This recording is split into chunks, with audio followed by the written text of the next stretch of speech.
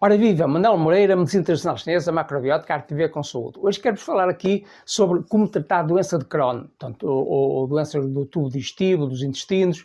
Portanto, a doença de Crohn, portanto, é uma doença inflamatória, geralmente intestinal, embora possa afetar qualquer parte do tubo digestivo, desde a boca até ao ânus, não é? Pronto, tem sintomas, os sintomas assim mais comuns, não é? Portanto, varia, claro, de pessoa para pessoa, mas os sintomas característicos da doença são inflamação, alergia, portanto, dores abdominais, diarreia, por vezes com sangue, náuseas, vômitos, pronto, e em casos mais avançados pode a pessoa ficar também com anemia, devido a sangramento, não é? Anemia, fadiga, fraqueza, exantema ou eritema, portanto, manchas vermelhas na pele, obstrução intestinal, isso é um caso mais grave, não é? Úlceras, fístulas, fissura anal e mesmo cancro coloretal, não é? Chama-se doença de Crohn porque portanto, foi em homenagem a um médico gastroenterologista chamado Burrill Crohn, que em 1932, em conjunto com dois colegas, descreveu uma série de pacientes com inflamação no íleon, que é a parte terminal do intestino delgado. E ele verificou que, ou verifica-se ainda, que 50% dos doentes apresentam lesões no íleo, que é a parte terminal do intestino delgado, e também no cólon, também no intestino grosso, não é? Contudo, sob o ponto de vista da medicina tradicional chinesa, ou da macrobiótica, portanto, eu ia dizer que existe tratamento para isso, né?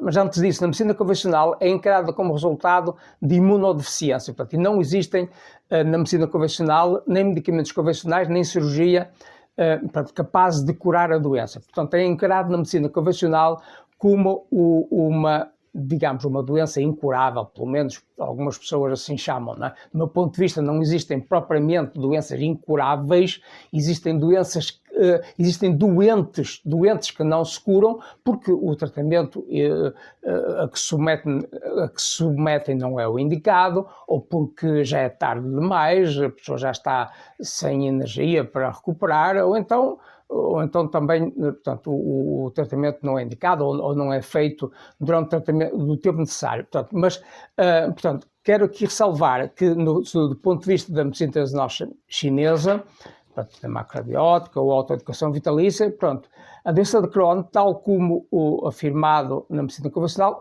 ela ocorre ao longo do tubo digestivo, portanto, mas a medicina tradicional chinesa corresponde ao sistema digestivo. E, portanto, sob o ponto de vista da medicina tradicional chinesa, uma vez que se refere ao sistema digestivo, ela está principalmente, em termos energéticos, sob a alçada da energia do vaso pâncreas e estômago, não é? Portanto, a causa principal da doença de Crohn, portanto, isto estão a ver que na medicina chinesa isto é muito claro, não é? Normalmente trata-se de déficit de Qi do vaso pâncreas, ou estômago, portanto, ou déficit de Yang do vaso pâncreas, né? Logo, o tratamento é muito claro em medicina tradicional chinesa, é tonificar o Qi ou o Yang, ou as duas coisas, do vaso pâncreas e do estômago, né? Portanto, há outras coisas também a ter em conta, mas esta é a principal, né? Portanto, essa falta de energia do vaso pâncreas, do estômago, ou falta de yang, leva a que a pessoa sinta falta de energia, falta de robustez, falta de yang, falta de imunidade, não é? Então, para tonificar, portanto, isso pode ser feito através da alimentação, através de fitoterapia, através de moxa-bastão, acupuntura, compressa de gengibre, exercício, etc. Portanto, um outro órgão também que geralmente está afetado na doença de Crohn é o fígado, né? Portanto, que se manifesta através de sintomas como diarreia, náuseas, vômitos. Portanto, há aqui uma energia contracorrente, portanto, a energia do fígado é uma energia ascendente, a energia do vaso pâncreas é uma energia descendente, né? Portanto, há aqui uma contradição. Um outro órgão que também, em alguns casos, pode estar implicado é o rim, ou rins, portanto, por déficit de yang dos rins.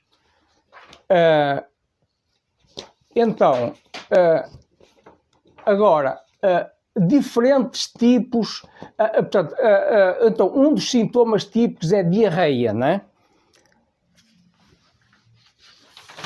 Um dos sintomas típicos é diarreia. Então, sob o ponto de vista da medicina tradicional chinesa, pronto, há diarreias de diversos tipos, portanto, relacionadas com diferentes órgãos, mas a maior parte das diarreias está relacionada com o vaso pâncreas, não é? O vaso pâncreas governa a digestão, governa o sistema digestivo como um todo. Então, por exemplo, quando a diarreia é muito líquida, é devido a um déficit de Yang do vaso pâncreas e do estômago. Por exemplo, quando as fezes são mal cheirosas e tem pessoas em febre, além dos sintomas, existe calor do estômago, portanto, o chi do estômago está em contracorrente, portanto, gerando náuseas. Neste caso também o fígado pode estar implicado, não é? Um outro tipo de diarreia é por intemperança alimentar, a pessoa comeu demais, bebeu demais, etc. Né? Um outro tipo de diarreia, ora fluida, ora como água, traduz um déficit de chi do vaso pâncreas, portanto, falta de energia no vaso pâncreas. Agora, a diarreia do fígado, né? Mais relacionada com o fígado. O fígado fabrica bilis para a digestão das gorduras, recebe também nutrientes do intestino delgado através da veia porta-hepática. Então, no caso da diarreia relacionada com o fígado, a pessoa sente, por exemplo, dores abdominais, borborigmos, são ruídos no tubo digestivo, arrotos, irritabilidade, queimação negativa do fígado, dores nos lados do corpo e no peito, anorexia. Portanto, há uma desarmonia aqui entre o fígado e o vaso pâncreas. Né? Neste tipo de diarreia, após a diarreia, a dor desaparece. Né? A diarreia tipo rim, na diarreia tipo rim, é uma diarreia geralmente de manhã, antes do amanhecer. Os alimentos não digeridos e aparecem alimentos não digeridos nas fezes. Portanto, podendo as fezes aparecerem nas fezes alimentos ainda com a mesma cor e o mesmo aspecto com que foram ingeridos. Portanto, isso traduz-se, sabe-se da medicina tradicional chinesa, por déficit de Yang dos rins. Não é? Agora, vamos ver outro tipo de diarreia. Portanto, ou outros tipos de diarreia. Portanto, diarreia, em termos gerais, portanto, do ponto de vista da medicina convencional, ela pode estar relacionada, por exemplo, com gastroenterite, inflamação do estômago, inflamação do intestino delgado, com amebíase, ou também chamada disenteria amébia, associada à presença de parasitas com sintomas como, por exemplo, dores abdominais, diarreia com sangue nas fezes, podendo agravar-se ainda para inflamação, ulceração do cólon, necrose dos tecidos, portanto, apodrecimento dos tecidos e perfuração gastrointestinal, portanto, isso é muito grave, né? O que vai provocar, por exemplo, anemia devido às perdas de sangue, né? Devido a hemorragias. Também existe, por exemplo, a disenteria bacilar, também chamada Shigellose, que é associada à bactéria Shigella, né? S-H-I-S-E-L-L-A, né? Com sintomas de febre, náuseas, vômitos, tenesmo, portanto, está geralmente associado a doenças inflamatórias do intestino, portanto, é causado ou não por doenças infecciosas. Então, o tenesmo é a sensação de que a defecação é incompleta, portanto, ou a pessoa tem dificuldade em esvaziar o intestino, tem dificuldade em defecar, né? Em medicina tradicional chinesa, o tenesmo, portanto, essa dificuldade de evacuar com fezes moles, está associada, mais uma vez, também a déficit de chi do vaso pâncreas, né? Ainda nessa disenteria bacilar, além da febre, náuseas, vômitos, tenesmo, há também diarreia com fezes geralmente sanguinolentas, o que mais uma vez nos remete, em termos de medicina chinesa, pelo déficit de chi do vaso pâncreas, né? Porque uma das funções do chi do vaso pâncreas é manter o sangue dentro dos vasos. Também pode haver, por exemplo, parasitose, a diarreia pode ser devida a parasitas, né? Pode haver casos de tuberculose intestinal, pode haver tumores e doença de Crohn, né? Que é o que estamos a tratar hoje, né? Agora, falando da influência do fígado, a influência energética do fígado, não é? Aqui nas implicações na doença de Crohn, portanto, no processo digestivo. Portanto, o fígado controla o sistema, em termos de medicina chinesa, em termos energéticos, o fígado controla o sistema nervoso e controla o funcionamento dos músculos. Portanto, por conseguinte, controla o funcionamento do estômago, controla a abertura e fecho das válvulas à entrada e à saída do estômago, controla a abertura e o fecho da válvula para a saída da bilis da vesícula biliar para o duodeno, controla, por exemplo, a motilidade intestinal, por exemplo, a progressão dos produtos da digestão ao longo do intestino delgado e a progressão das fezes também ao longo do intestino grosso, né?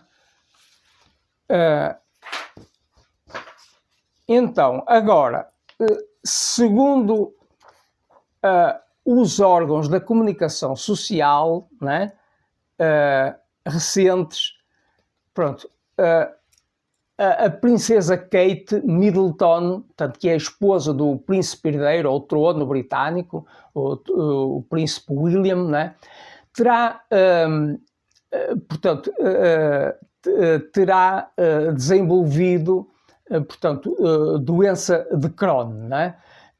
Portanto,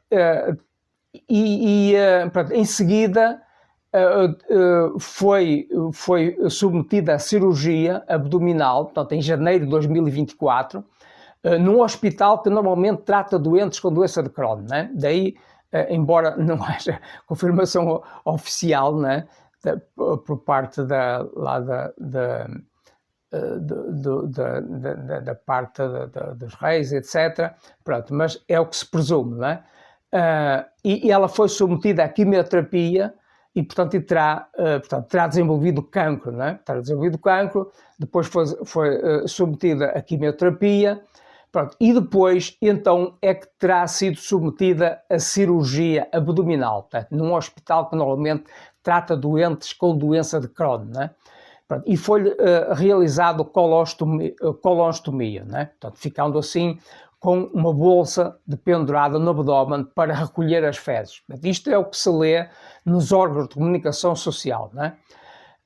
Também, curiosamente, o rei Carlos III do Reino Unido foi diagnosticado com cancro do pâncreas, né? Em fevereiro de 2024, né? Certamente também relacionado com alimentação errada, né? Pronto, além de ter sido submetido a cancro da próstata, né? Pronto, há outros famosos também diagnosticados com doença de Crohn, por exemplo, Peter Davidson, portanto, é um comediante, ator e escritor norte-americano, foi diagnosticado com doença de Crohn com idade de 17 a 18 anos. Ele foi viciado em drogas, né? Não sei se ainda é ou não. Por sua foto, que eu tive a curiosidade de ver na internet, né? É uma foto de 2013, podemos observar que ele tem o lado inferior inchado, não é? Então, isso, para quem sabe de diagnóstico facial, né, tem a ver com intestinos inchados ou dilatados, né? Além de outros famosos norte-americanos também, onde é habitual, hoje em dia, por estilo de vida, portanto, terem um estilo de vida antinatural, né, com comida artificial, envenenada, com consumos de drogas, etc., né? Então, segundo li também, essa princesa Kate Middleton, ela fazia alimentação baseada em proteína, portanto, presumo que proteína animal, né? E sem hidratos de carbono, né? Então, e bebia muita água, muito curioso isto, né? Assim destruiu a sua saúde, né? Porque enfraqueceu o vaso pâncreas, enfraqueceu, na medicina convencional, não entendem isto, na medicina tradicional chinesa, compreende-se, né, que assim enfraqueceu o vaso pâncreas, quer pela falta de cereais, que têm um sabor doce, né, e portanto tonifica o vaso pâncreas, quer pelo excesso de líquidos, portanto, que sobrecarrega o trabalho do vaso pâncreas, o que comprova a validade da medicina chinesa, né. Curiosamente, também a família real britânica também ficou famosa há muitos anos atrás por maus motivos, né, devido à rainha Vitória ter propagado hemofilia através dos seus filhos, né. Pronto, daí a hemofilia ter sido conhecida como doença da realeza ou doença de sangue azul, não é? Relacionado com a monarquia, não é? Então, na medicina convencional ocidental, as causas da hemofilia não são conhecidas ou compreendidas, pelo menos suficientemente. Então, geralmente são atribuem como causas hereditárias, né? Mas não explica, nessa medicina, não se explica como é que aparece a primeira pessoa. Né? Portanto, na medicina tradicional chinesa, onde é macrobiótica, a causa é bem clara e simples também, né? Essa causa da hemofilia, né? Pronto, é um déficit, também mais uma vez, é um déficit do vaso pâncreas. Uma das funções energéticas e fisiológicas do vaso pâncreas, como já disse, é a contenção de sangue dentro dos vasos, né? Para que não haja hemorragias. Né? Quando há hemorragias por mau funcionamento, tal distúrbio está geralmente relacionado com o déficit do vaso pâncreas e é provocada pelo abuso de alimentos excessivamente in, né? Por exemplo, doces em excesso, frutas ou sumos de frutas em excesso, alimentos crus em excesso, líquidos em excesso, etc. Né? Note-se que a Rainha Vitória media não mais que 1,5 m de altura, mas era corpulenta, né? E, portanto, certamente abusou bastante da comida, daí ter gerado filhos com hemofilia. Muito interessante isto, não é? Sabe-se que nenhum antepassado da rainha, portanto, pais e outros antepassados mais para trás, não é? Nenhum antepassado da rainha sofria de hemofilia, não é? Então, vamos falar agora do tratamento natural para a doença de Crohn. Portanto, em primeiro lugar, falar da mastigação, não é? A mastigação consciente funciona como uma espécie de meditação, não é? Então, quem mastiga bem desenvolve mais clareza mental. Quem mastiga mal ou de maneira incompleta desenvolve falta de atenção, falta de percepção, não é? Então,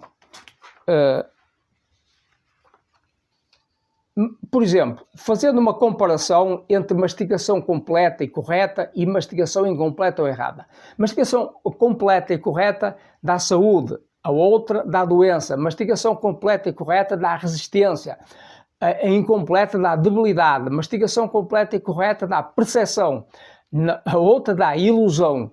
Mastigação completa e correta dá autofortalecimento, a outra dá autoenfraquecimento. Mastigação completa e correta dá consciencialização. A incompleta ou errada dá ausência de si próprio e ausência da realidade. Mastigação completa e correta dá independência. A incompleta ou errada dá escravidão. Mastigação completa e correta dá libertação. A outra dá limitação, etc, etc, etc, etc. Né? Então, agora, falando da velocidade de mastigação. Portanto, normalmente, o padrão é 120 a 160 mastigadelas por minuto, né? A qualidade dos dentes, portanto, influencia as capacidades de mastigação, de digestão e de assimilação. Portanto, por exemplo, no Japão é muito interessante, isto é cultural, no Japão, em feiras de cavalos, observam os compradores de cavalos, ou vão observar os dentes do cavalo, né? Antes de comprar o cavalo, né? Porque eles sabem que se os dentes estão avariados, a digestão vai estar avariada e o animal vai estar fraco, não vai servir para comprar, né? O comprador não está interessado. Muito interessante, né? Este conhecimento oriental, né? De japoneses, chineses, etc. Né? Então, contudo, ainda o mais importante da mastigação é a salivação, né? Sem uma boa e abundante saliva, portanto, e salivação, a saliva é alcalina, é antisséptica e antiveneno. Portanto, a digestão fica comprometida, né? Logo no início do processo digestivo. Né? Agora falando de alimentos e de alimentação, né? Para tratamento da doença de Crohn. Portanto, convém usar sobretudo alimentos tónicos do qi e de energia, tónicos do vosso pâncreas. Né? Por exemplo, a nível de cereais, arroz integral, trigo sarraceno, milho painço, milho ou espigas de milho, por exemplo. Né? Vegetais redondos de sabor suave, sabor ligeiramente doce, cor amarela, também vegetais de sabor suavemente picante. Né? O exemplo, por exemplo, couves em formato esférico ou arredondado, como couve de Bruxelas, couve saboia, couve coração de boi, cenoura, abóbora, raiz de nabo, rabanete, cebola, brócolos, couve-flor, raiz de lótus, etc. Né?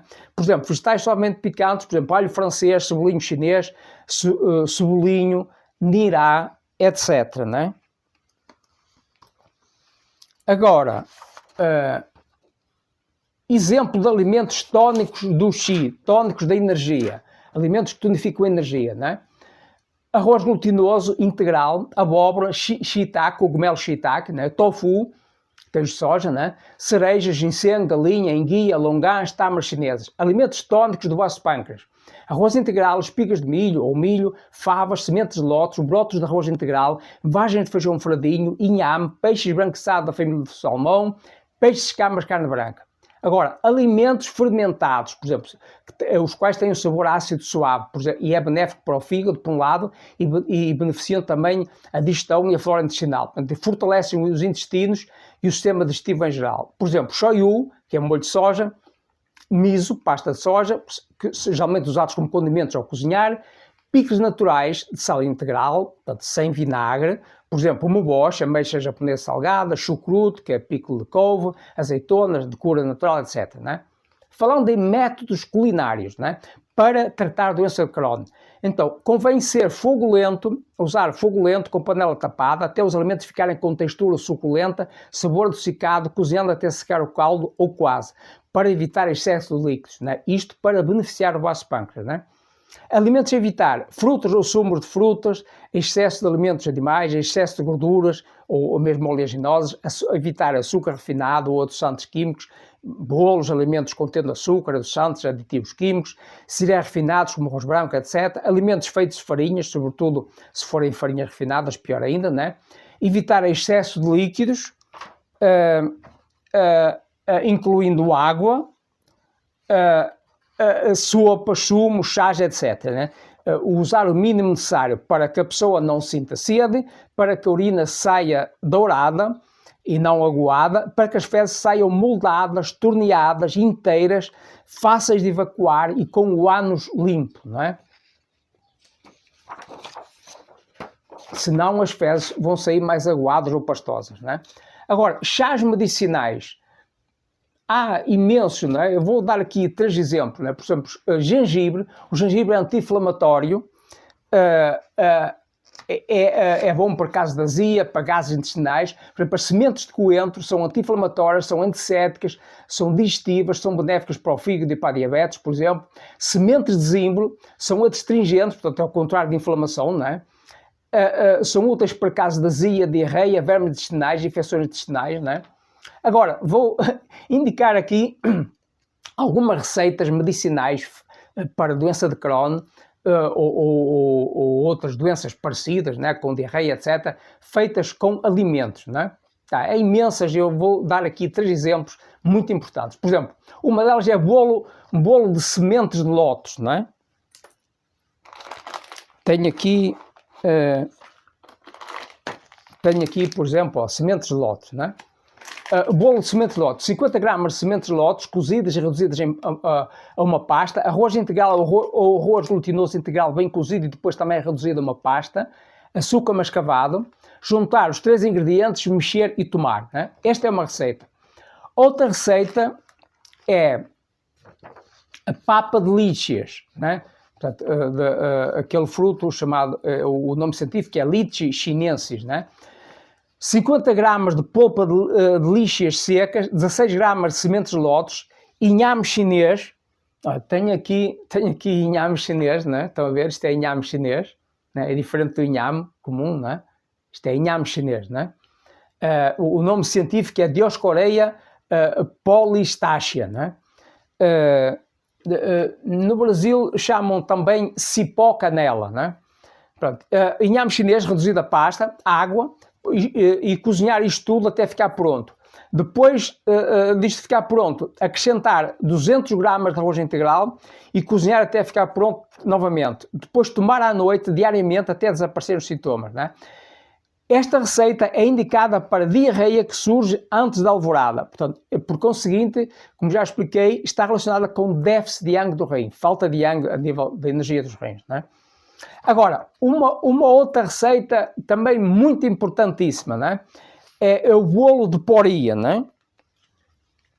Aqui tem poria em comprimidos, né? Pronto, mas aqui é com poria em pó, né? Nós também conseguimos poria em pó, para quem quiser, né? Temos à venda na nossa loja online. 500 gramas de poria em pó, 500 gramas de arroz integral moído, ou seja, farinha de arroz integral, né? 100 gramas de açúcar mascavado, água, fazer uma pasta com água, fazer bolinhas e assar, salteando depois numa frigideira essas bolinhas, né? E tomar diariamente à vontade, né? Então, há um testemunho escrito em livro, neste livro que estão a ver aqui, né? Eating Your Way to Health. Portanto, está escrito em inglês, né? Mas é um livro de um autor chinês, né? Chamado Cai Jinfeng, né? Escreveu Eating Your Way to Health, né? Portanto, traduzindo para português será o seu caminho para a saúde através da alimentação, né? Então, este Cai Jingfeng, segundo conta aqui no livro, segundo dá um testemunho, né, sofreu um grave problema intestinal, portanto, tendo sido diagnosticado pela medicina ocidental moderna, lá na China, né, tuberculose intestinal, colite alérgica e tumores, né?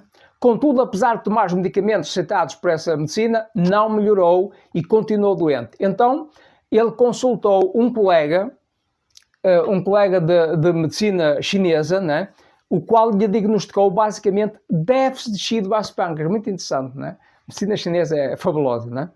Portanto, falta de energia a nível do vaso pâncreas, né? Receitou-lhe simplesmente essa receita do bolo de poria, né? Que eu acabei de referir, né? Portanto, e tomar, segundo lhe indicou, por um longo período de tempo. O autor do livro, o tal Cai Jingfeng, assim fez e, segundo ele, ao fim de 6 meses, terá ficado totalmente curado, sem mais sintomas de diarreia crónica de que vinha sofrendo há longo tempo, além do diagnóstico de tuberculose intestinal, de colite alérgica e de tumores. Né? Conclusão, este é um exemplo da maravilha da medicina internacional chinesa. Né? Então, agora vou falar sobre a relação entre ácido oxaloacético, apetite e energia. Quando há enfraquecimento do tubo digestivo ou do sistema digestivo, o que está relacionado, como já expliquei, com o déficit de energia do vaso pâncreas, né? A pessoa tem falta de apetite, tem a anorexia, né? Mas ao ingerir alimentos ácidos como o moboche, limão, maçã ácida que contém ácido cítrico, a pessoa recupera imediatamente o apetite, porque tonifica o fígado devido ao sabor ácido, né? E tonifica o vaso pâncreas devido ao seu aspecto adstringente. Né? Muito interessante. Né? Então, exemplos históricos. Por exemplo, tradicionalmente na Europa, quando as crianças ficavam com febre ou diarreia, portanto, davam maçã ácida, portanto, que é adstringente, é um tónico do vaso pâncreas e é ácido, portanto, tonifica o fígado. Né? Tradicionalmente também, curiosamente, nas saladas cruas, temperadas com azeite, que se usa muito aqui em Portugal, né? Também se tempera com vinagre ou sumo de limão, por exemplo, certamente para facilitar a digestão do óleo, né? E também a digestão do alimento cru, portanto, que é mais difícil de digerir do que se for cozinhado. Né? Muito interessante. Portanto, conclusão, para evitar a produção excessiva e nociva de ácido oxaloacético, o qual enfraquece o sistema digestivo, enfraquece o apetite e enfraquece a energia da pessoa, né? E, então é importante evitarmos excesso de alimentos oleosos, excesso de alimentos animais, sobretudo laticínios, leite, queijo, manteiga, etc., excesso de ovos, de carnes, etc. Né? Evitar também açúcar refinado e comidas açucaradas, como bolos, etc. Isso convém evitar, mesmo que seja pouco, né? Isso faz muito mal. Né? Evitar também refrigerantes e bebidas açucaradas. Né? Agora, falando sobre a ordem de ingestão dos alimentos, né? Que é muito importante também, normalmente na outra medicina nunca ouvi falar nisso, né? Então, na macrobiótica isso é bastante conhecido, né? Então, por exemplo, a ordem de ingestão dos alimentos deve ser comer de yang para yin. Portanto, a pessoa deve começar com alimentos mais yang. Por exemplo, os aperitivos normalmente são mais tostados, mais amargos, mais secos, né? E devemos terminar com alimentos mais yin, por exemplo, sopa, sobremesa de fruta, sobremesa de bolo, por exemplo, bebida, chá, etc. Né? E durante a refeição, comer cereal integral, né? Cozinhado, alternando bocados de cereal com bocados de outra comida. Né? Geralmente, 60% ou mais da refeição, pelo menos para quem vive num clima temperado, né? Como o nosso aqui em Portugal, deverá ser cereal integral. Né? Portanto, o cereal integral é um tónico do vaso pâncreas, é um tónico digestivo, e, portanto, tonifica, fortalece o pâncreas, fortalece o estômago, fortalece os intestinos. Né? Caso contrário, portanto, a pessoa pode gerar, por exemplo, flatulência, portanto, gases intestinais, né? Diarreia, doença de Crohn, etc. Né? É importante seguir essa ordem. Né? Tudo tem uma ordem, tudo tem uma razão de ser. Né? Não devemos fazer as coisas à toa. Né? Então, agora, sobre a importância de manter um sistema digestivo saudável, né? E a relação entre órgãos, que é conhecido em medicina chinesa. Né? Por exemplo, a relação entre coração e intestino delgado. Portanto, o coração está encarregado do batimento cardíaco, da circulação de sangue, né? Então, o mau funcionamento, por exemplo, do intestino delgado vai afetar o coração, não é? Então, o mau funcionamento do intestino delgado, inclusive, por exemplo, provoca perda de memória, também provoca problemas depois na assimilação das velocidades intestinais, não é? Por exemplo, pulmões de intestino grosso, portanto, o coração e intestino delgado pertence ao elemento fogo, não é? Pulmões de intestino grosso, que pertence ao elemento metal, não é? Então, os pulmões são encarregados da respiração, por exemplo, da oxigenação do sangue. O intestino grosso é encarregado, por exemplo, da absorção da água, da eliminação das fezes, toxinas, etc. Então, quando a pessoa tem, por exemplo, problemas respiratórios, então isso pode repercutir também em problemas do intestino, não é? No intestino grosso, neste caso, não é? E vice-versa, quando a pessoa tem problemas no intestino grosso, também isso pode repercutir em a pessoa não respirar tão bem, por exemplo, não é? Agora, outra relação muito importante é entre os intestinos e o cérebro, não é? Inclusive o formato, por exemplo, do intestino delgado, aquelas curvas todas, naquelas voltas todas, né? Muito parecido aqui com o que temos também no cérebro, não é? Então, os intestinos têm um sistema nervoso próprio, além disso, né? Então, hoje em dia diz-se até que os intestinos são o nosso segundo cérebro. Portanto, a importância, fala-se cada vez mais da importância da pessoa manter uma microbiota intestinal saudável, né? Então, por exemplo, quando os intestinos estão inchados ou inflamados, o cérebro fica lento, com falta de memória, com indecisão, com dificuldade de coordenação, etc., né? Quando a pessoa tem, por exemplo, diarreia, o professor Kikuchi dizia que a pessoa fica com pequenos derrames, né? Pequenos ou maiores, né? Mas geralmente são pequenos, né? A pessoa não se apercebe. No cérebro, né? Portanto, fica com pequenos AVCs, né? As velocidades intestinais inchadas, portanto, que estão no intestino delgado, então provocam, por exemplo, podem provocar, por exemplo, cabelo frouxo e queda de cabelo, não é? Muito interessante, não é? Agora, falando de tratamentos, por exemplo, tratamentos externos, por exemplo, a compressa de gengibre, não é? Vejam, eu tenho um vídeo sobre a compressa de gengibre, sobre a maneira de fazer a compressa de gengibre, não é? A pessoa pode aplicar a compressa de gengibre aqui na região abdominal, não é? Dependendo da necessidade, pode ser mais sobre o estômago, pode ser mais sobre o pâncreas ou o baço pâncreas, pode ser mais no intestino delgado ou no intestino grosso. Na região lombar também vai fortalecer os rins, rins, bexiga e também para o intestino grosso, por exemplo, não é? Agora, por exemplo, tratamento com moxa-bustão, portanto, é muito importante um ponto muito útil para fazer moxa-bustão, que é o ponto do umbigo, não é? Esse ponto do umbigo, chamado VC8, Shen-Qi, o nome chinês, né? É bom, por exemplo, para enterite crónica, diarreia, anemia, falta de energia, astenia, perda de consciência, né? Com a acupuntura, a acupuntura deverá ser feita por um profissional, né? Por exemplo, para déficit de chi do baço pâncreas, estômago, só para dar alguns exemplos, né? Ou usar os pontos, por exemplo, VC12, Zhongvan, estômago 36, Zhu Sanli, bexiga 20, Pichu, bexiga 21, Weishu, baço pâncreas 3, Tai Bai, estômago 25, Tianshu, baço pâncreas 10, Shue Hai, né? Agora, exercício Qigong, né? Por exemplo, o exercício de levantar o céu, vejam, também tenho esse vídeo, podem procurar, é um exercício muito abrangente. Esse exercício por si só serve para melhorar qualquer doença ou qualquer estado de saúde, né? Também o exercício de puxar as estrelas, portanto, é muito bom para tonificar o baço pâncreas. O exercício de carrossel é bom para aliviar o estômago ou tonificar o estômago, né? Vejam esses meus vídeos com esse nome, né?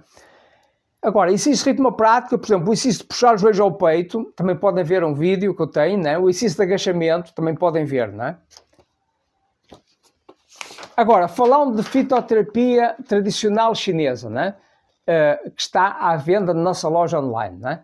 Por exemplo, o T09 Smooth Spaces, né? Portanto, é útil, por exemplo, para a alternância de prisão de ventre e diarreia, portanto, que se traduz, que está relacionado com desarmonia entre a energia do fígado e a energia do baço pâncreas, né? Por exemplo, este tal Poria, a Poria Plus, que eu já falei, já mostrei há bocado, né? Que serve para fazer aquela receita alimentar, né? E posso arranjar também pó, se quem quiser, né? Ou também pode usar os comprimidos e desfazer, né? Portanto, o Poria Plus é muito útil, por exemplo, para diarreia, para fezes moles, para tumores, né? Pronto, para aqui está em comprimido, mas podemos arranjar em pó, não é? Um outro cogumelo medicinal, que é o Maitake, portanto aqui o nome comercial Maitake Plus, né? É útil para déficit de tecido aspargas, para exaustão, síndrome de fadiga crónica, fadiga física e mental, diversos tipos de cancro, cancro do cólon, cancro do reto, cancro da pele, etc. Vários, né? O Ericium é outro cogumelo medicinal, Ericium Plus, né? Útil para problemas digestivos, portanto, para problemas de estômago, para problemas de fígado, para gastrite crónica, úlceras do duodeno, inflamação do intestino, sangue oculto nas fezes, doença de Crohn, também tem propriedades anticancro e antimetástase, né? Também é muito precioso este cogumelo, Ericium, né? Agora, falando da relação entre emoções, órgãos e saúde, né? Por exemplo, só dando alguns poucos exemplos, né? Muito simples, por exemplo, a nível de Asperger, a emoção negativa é preocupação, né? A pessoa que se preocupa muito vai danificar o Asperger. Por outro lado, também se a pessoa tem tendência a se preocupar muito, é porque o Asperger está fraco, né? Então, a emoção positiva que contrária à preocupação é ter paciência, né? Então, é importante a pessoa cultivar paciência, né? Se tem doença de Crohn ou alguma doença parecida, digestiva, né? Então convém a pessoa não se preocupar, né? Despreocupar-se, pelo menos não se preocupar desnecessariamente, né? A nível de fígado, a emoção negativa é raiva, ódio, irritabilidade, frustração. Né? Então, qual é a positiva? É esperança, a pessoa tem esperança, ter sentido de humor, ter bom humor, né? Então é importante a pessoa evitar zangar-se por tudo e por nada, ou excessivamente, ou desnecessariamente, né? Procurar entender as razões do outro, né? E levar as coisas menos a sério, e levar as coisas mais na brincadeira, com bom humor, né? Agora, a nível de rins, portanto, a emoção negativa é o medo, não é? Portanto, há uma expressão popular aqui em Portugal da pessoa dizer o fulano borrou-se com medo, ou então dizer, olha, ele fica cagadinho de medo, ou ficou cagadinho de medo, não é? Desculpem-me estas expressões, mas eu estou a usar sobre expressões que são usadas popularmente, não é? Então, eu observei um caso, não é? Um caso de um jovem, portanto, que fez umas asneiras, né? E o pai resolveu bater-lhe, né? Bater-lhe com um cinto, né? E ele borrou-se todo para as pernas abaixo. Isto é real, eu vi isto com os meus olhos, né? Eu lembro-me como se fosse hoje, né? Portanto, ele foi castigado com um cinto, né? Com que lhe bateu e borrou-se todo, né? Então, esta relação do medo vai afetar aí o intestino grosso, né? Então, qual é a emoção positiva? É a pessoa ter ímpeto, ter coragem, ter força de vontade para fazer as coisas, né? Então, procurar não alimentar medo desnecessário ou excessivo, né? Fazer o que precisa ser feito, paciência, né? Então, era esta a mensagem que eu tinha para vos trazer hoje, né? Espero que vos tenha sido útil. Estou à vossa disposição para qualquer comentário, para qualquer pergunta, para qualquer consulta, orientação, tratamento, seja doença de Crohn, seja qualquer doença digestiva ou outras, né? Portanto, estarei sempre à vossa inteira disposição. Um grande abraço, Manuel Moreira, até sempre, até o próximo vídeo.